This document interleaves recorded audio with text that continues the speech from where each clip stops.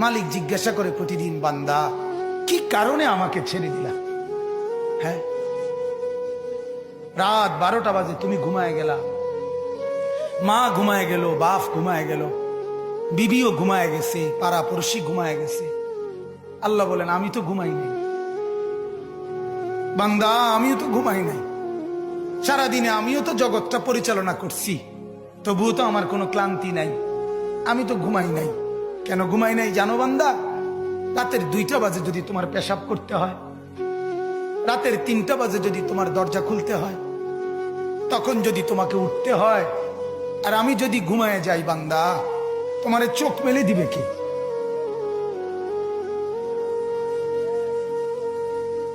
এই বাপ, চোখ মেলে দিবে কে?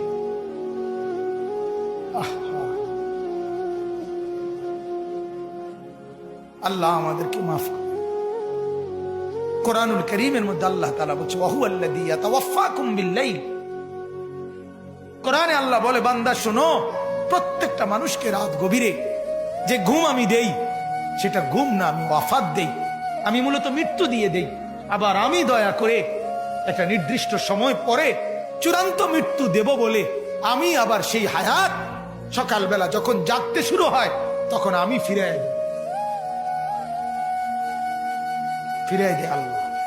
এমনও মানুষ আছে পৃথিবীতে, রাত্রিবেলা ঘুমাইছিল ভালো মানুষ, সকালবেলা আর জাগে নাই। আমার একজন দূরসম্পর্কীয় চাচা আছে, প্রফেসর ছিলেন, ভালো মানুষ ছিলেন, রাত্রিবেলা জলজ্জান্ত মানুষ ঘুমাইছে, সকালবেলা আর দরজা খুলে দেখছে ওই মানুষটা জীবিত ছিল না, মারা গেছে। হতে পারে না? হতে পারে কিনা বলেন না?